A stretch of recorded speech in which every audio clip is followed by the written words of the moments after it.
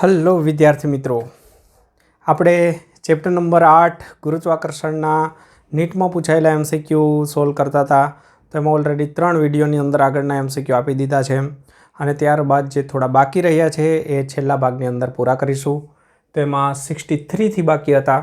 તો 63ની અંદર બહુ સિમ્પલ એક એમસીક્યુ છે કે પૃથ્વીની ફરતે 3r ત્રિજ્યા, ઊંચાઈ નથી કહી, ગ્રહની ત્રિજ્યા, આટલી ત્રિજ્યામાં એમ દળનો એક ઉપગ્રહ ગોળાકાર કક્ષામાં પરિભ્રમણ કરે છે. પૃથ્વી અહીંયા છે, એની આસપાસ 3re કક્ષામાં પરિભ્રમણ કરે છે.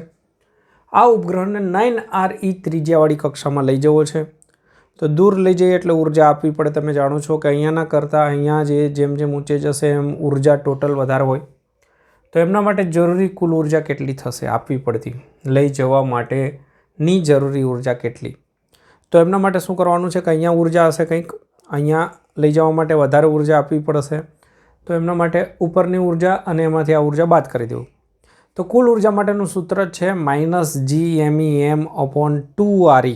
આ સૂત્ર યાદ રાખવાનું છે. કુલ ઉર્જા માટેનું -GMEM/2R. RE નહીં, સોરી, R. એમાં R એટલે પૃથ્વીના કેન્દ્રથી અંતર અથવા તો કક્ષાની ત્રિજ્યા. તો પહેલી વખત આપણે લઈશું 3re.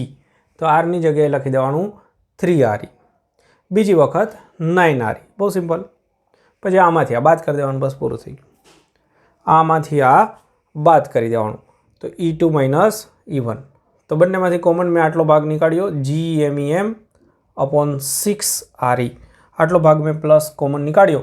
તો પહેલાં આની અંદર આપણે E2માંથી E1 બાદ કરવાના છે. તો આમાં શું રહેશે? -1/3 રહેશે. અને આમાં માઇનસના કારણે માઇનસ માઇનસ પ્લસ થઈ જશે, 1 રહેશે. બસ આનું સાદુરૂપ આપતા જાઓ, તમને આ આન્સર મળી જશે. તો સિમ્પલ આ સૂત્રમાંથી આરની જુદી જુદી બે કિંમત લખી, બે સમીકરણ બનાવવા અને એનો તફાત લઈ લેવાનો. તો બહુ સહેલો મસ્ત એવો પ્રશ્ન છે. લખી દો, કરી દો શરૂઆત.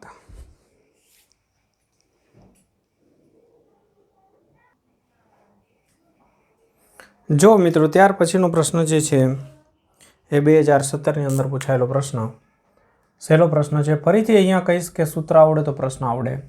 પૃથ્વીની સપાટીથી 1 કિલોમીટર ઊંચે, એટલે ઊંચાઈ આપી દીધી, અને પૃથ્વીની સપાટીથી d ઊંડાઈએ ગુરુત્વ પ્રયોગના મૂલ્ય સરખા છે. તો ડીની કિંમત કેટલી હશે? બહુ સિમ્પલ, બે સૂત્ર તમને આવડવા જોઈએ. ઊંચાઈ સાથે અને ઊંડાઈ સાથે બંનેને સરખાવી દેવાના છે, બસ.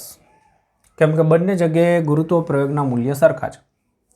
હવે 1 કિલોમીટર ઊંચે હોય તો તમે ઊંચાઈવાળું સૂત્ર આ વાપરી શકો છો, GE1 - 2h/RE.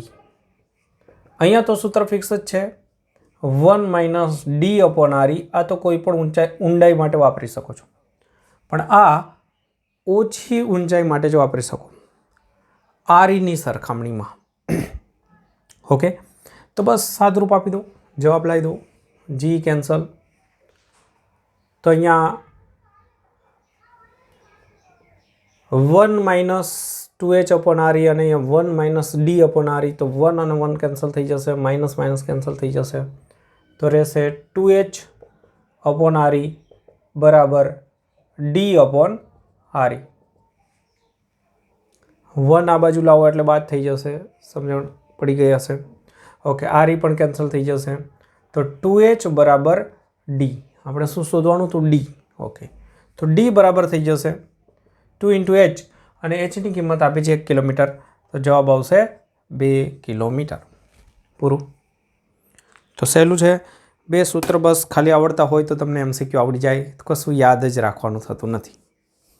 તો લખી દેજો.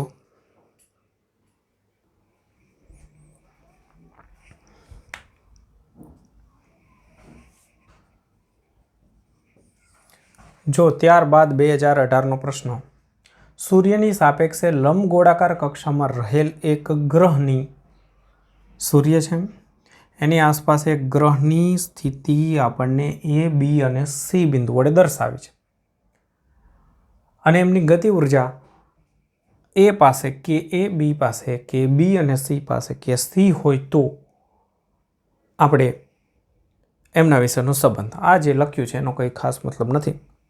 तो આપણે ક્યાં ગતિ ઉર્જા વધારે હશે ક્યાં ઓછી હશે એમના વિશેની વાત કરવાની છે। તો બહુ સિમ્પલ લોજિક છે।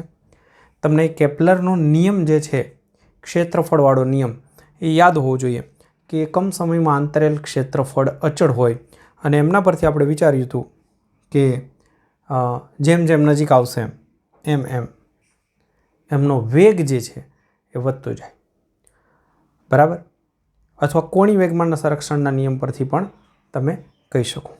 તો જેમ જેમ જેમ નજીક આવશે તો આપણે એવી થિયરીની અંદર સમજણ લીધી હતી કે દૂર હોય ત્યારે વેગ ઓછો હોય, જેમ નજીક આવે સૂર્યની નજીક આવે ત્યારે એમનો વેગ વધતો જાય। બસ સિમ્પલ આટલું યાદ રાખવાનું છે। આ સૌથી નજીકનો માર્ગ કહેવાય। પછી અહીંયાથી આમ વધતો જાય, માર્ગ વધતો જાય એટલે આ સૌથી ઓછું અંતર કહેવાય। પછી અંતર વધતું જશે, આ સૌથી વધારે થશે। તો અહીંયા ગતિ ઉર્જા સૌથી વધારે હશે એ પાસે, પછી બી પાસે અને સૌથી ઓછી સી પાસે। તો આવો ઓપ્શન પસંદ કરવાનો છે આપણે।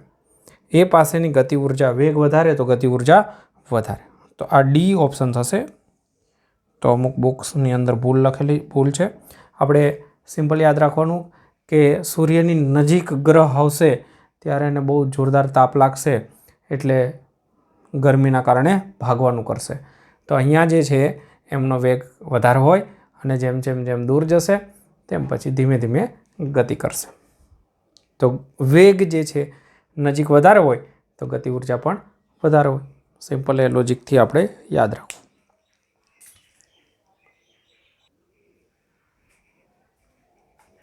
જો અહીંયા સરસ એવો એક MCQ છે, સહેલો લાગે છતાંય ઘણીવાર પ્રોબ્લેમ થઈ જાય તો ધ્યાન દેજો। જો સૂર્યનું દળ 10 ગણું નાનું હોત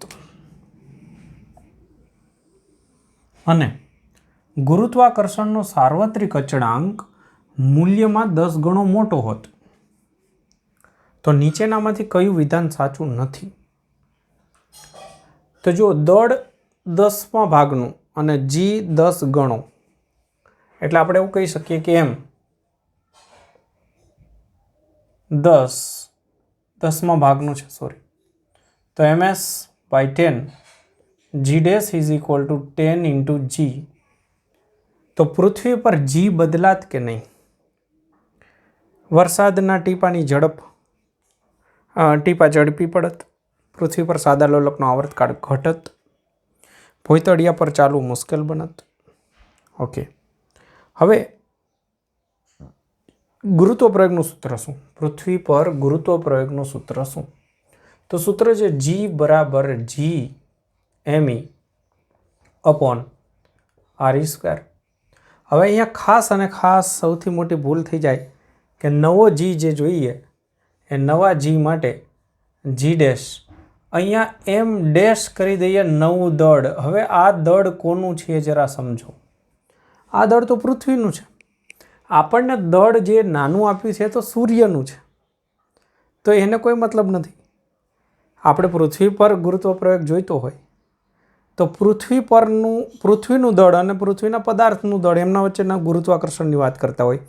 સૂર્ય અને પૃથ્વીના ગુરુત્વાકર્ષણની વાત ના આવે તો પૃથ્વીની સ્પીડ જોઈતી હોય ફરવા માટે તો કેન્દ્રગામી બળ માટે ગુરુત્વાકર્ષણ બળ એમાં સૂર્ય આવશે। આમાં તો સૂર્ય જ નહીં આવે। તો આ મોસ્ટ IMP વસ્તુ છે કે આની અંદર મોટા ભાગે ભૂલ થઈ જાય છે।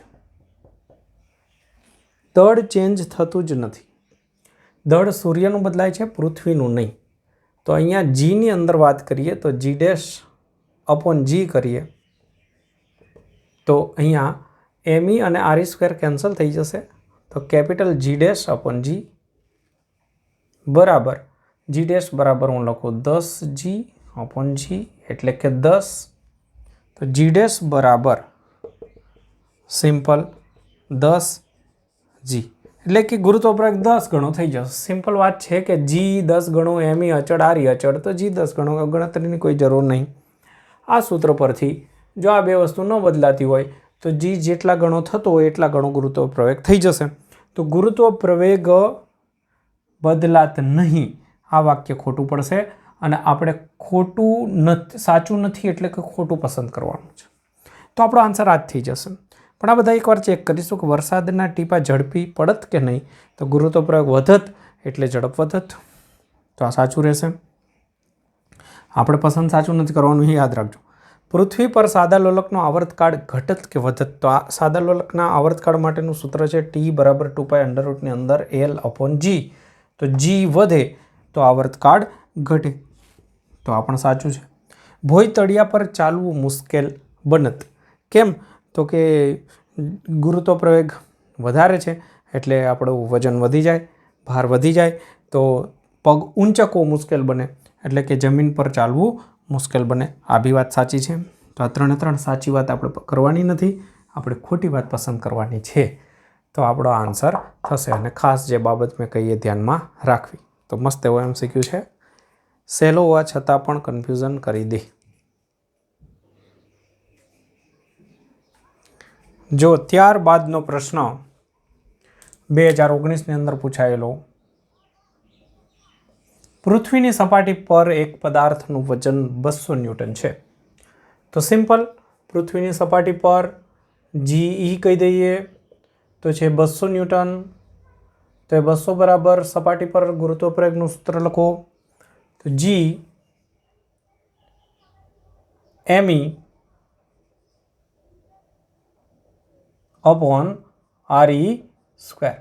અથવા તો સિમ્પલ આટલું જ લખો, સપાટી પર છે તો એમનો જ ચાલી જશે. હવે પૃથ્વીના કેન્દ્ર તરફ અડધી ઊંડાઈએ, એટલે કે RE જેટલું અંતર હોય કેન્દ્ર પાસે, એની અડધી ઊંડાઈ એટલે RE/2 પાસે વજન કેટલું હશે? તો ડાયરેક્ટ જ અહીંયા વજન છે એટલે mg કરવું પડશે, પણ એમ તો કેન્સલ થઈ જશે, કોઈ વાંધો નથી. mg, આ g બરાબર નથી, આ g બરાબર આ સૂત્ર થયું, તો આપણે વજન માટે mg લખી દઉં છું.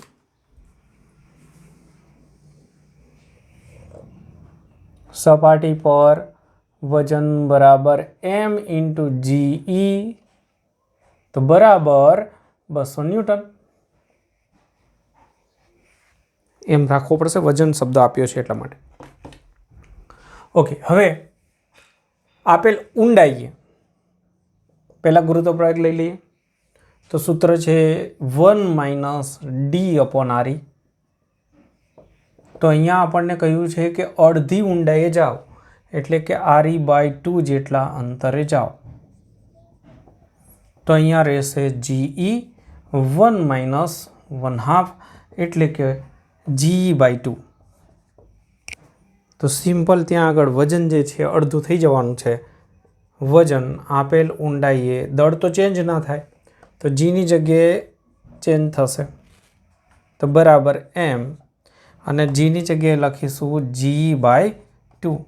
પણ m × G બરાબર તો 200 ન્યૂટન છે, ભાગાકારમાં 2. તો ગુરુત્વ પ્રવેગ અડધો થશે તો વજન પણ અડધું થઈ જશે. તો આ રીતે ગુરુત્વ પ્રવેગ અડધો, તો વજન પહેલાં કહ્યું તો 200, તો હવે થઈ જશે 100. તો સહેલો અને સારો દાખલો છે, લખી દો.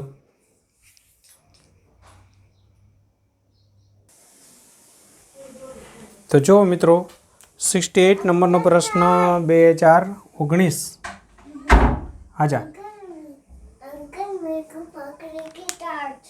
कौन तर्ज पकड़ा? हाँ, टर्च मेरे को पकड़ेगी। चल आजा. चलो नावी आ गई है, बधाने कही दे हाय. हाय, कैसे हो? कैसे हो? पढ़ाई बराबर चल रही है? पूछो, पढ़ाई बताओ। चल रही है? चल रहे। अच्छी तरह से पढ़ना. बोलो बोलो. पापा पापा टर्च ने पकड़ ली। तर्ज ने पकड़ लिया? हाँ। चलो ठीक है, टाटा कर दे सबको. Tata bye bye. टाटा। चलो खेलो. हाँ, ओके. तो बाળકો अंकल पृथ्वी, सभी पढ़ ली साथ है। कोई बात नहीं, चलो चलेगा. हाँ ठीक है. सभी पढ़ ली साथ है। તો જો પૃથ્વીની સપાટી પરથી એમ દ્રવ્યમાનને h ઊંચાઈ કે જે પૃથ્વીની ત્રિજ્યા બરાબર છે એટલા પર લઈ જવા માટે કરવું પડતું કાર્ય કેટલું થશે? સપાટી પરથી આપણે પદાર્થને આગળ લઈ જવાનું છે. ક્યાં લઈ જવાનું છે? તો પૃથ્વીની ત્રિજ્યા જેટલી ઊંચાઈએ લઈ જવાનું છે. તો કાર્ય કેટલું કરવું પડશે? તો સિમ્પલ, કાર્ય એટલે સ્થિતિ ઉર્જાનો ફેરફાર.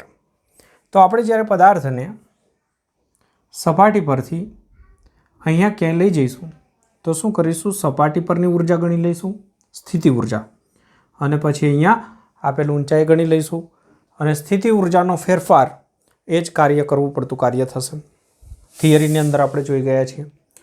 તો કાર્ય જે છે એ બનશે સ્થિતિ ઉર્જાનો ફેરફાર. સ્થિતિ ઉર્જાનું સૂત્ર -Gm1m2/r. આ સૂત્રનો ઉપયોગ કરીશું.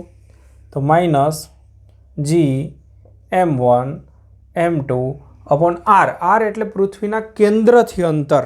તો સપાટીથી ઊંચાઈ જે છે એ જ છે, તો કેન્દ્રથી અંતર થશે re + h, અને h પણ પૃથ્વીની ત્રિજ્યા જેટલું જ છે એટલે થશે 2re. re + re એટલે 2re. પછી માઇનસ, પણ માઇનસ માઇનસ થઈ જશે પ્લસ. તો સૂત્ર બનશે Gmem, અને સપાટી પર તો ત્યાં આગળ અંતર 0 નહીં, પણ આપણે ગણીશું re. કેન્દ્રથી અંતર ગણીશું આ સૂત્રની અંદર. તો અહીંયા બસ આ બંનેનો તફાવત લઈ લઈશું. તો કોમન શું નીકળશે? અથવા સિમ્પલ છે કે આ પદને હું x કહી દઉં તો આટલું પદ જે છે એ x થશે. તો આ થયું -x/2. xમાંથી x/2 બાદ કરો તો શું થાય? x/2. તો આનું સાદુરૂપ આવશે 1/2 Gmem/re. જો કન્ફ્યુઝન થતું હોય તો તમારે આટલું કોમન નીકાળી દેવાનું. તો અહીંયા રહેશે 1 અને અહીંયા રહેશે -1/2. તો 1 - 1/2 એટલે રહેશે 1/2. તો આન્સર થશે. હવે આપણને જે ઓપ્શન આપ્યા છે એ સ્મોલ જીના સ્વરૂપમાં આપ્યા છે. તો સ્મોલ જીના સ્વરૂપમાં કન્વર્ટ કરવા માટે શું કરીશું? Gme/re જે છે ઇન્ટુ m છે, બરાબર? આટલું છે ઓલરેડી. એમાં આપણે અહીંયા વર્ક કરવું હોય તો અહીંયા ગુણાકારમાં પણ re કરીશું. તો આટલું જે છે એની જગ્યાએ સ્મોલ g લખી દઈએ તો ફાઇનલી આપણને આટલું કાર્ય કરવું પડશે. 1 થી 2 પર લઈ જવા માટે કાર્ય થશે 1/2 Gmre. તો 1/2 mg અને r એટલે re. બસ, ચલો. તો અહીંયા આપણા બધા MCQ પૂરા થાય છે. ઓકે, તો મજા આવી હશે બાળકો. આ ચેપ્ટરની અંદર તમે મસ્ત રીતે તૈયારી કરી શકો છો. સહેલા પ્રશ્નો છે. મોટા ભાગના પ્રશ્નોમાં કોઈ કન્ફ્યુઝન નથી. સમજો કે 40 પ્રશ્નોમાંથી માંડ કરીને 3-4 પ્રશ્નો વધીને એટલા આવે કે જેની અંદર કંઈક નવું, અલગ, થોડું કન્ફ્યુઝનવાળું હોઈ શકે. બાકી બધા જ સૂત્રની અંદર કિંમત મૂકી અને સિમ્પલ આગળ વધવાના બધા જ પ્રશ્નો પૂછાયેલા છે. તો મસ્ત રીતે તૈયારી કરતા રહેજો. મળીશું નવા વિડીયોની અંદર નવા ચેપ્ટર સાથે.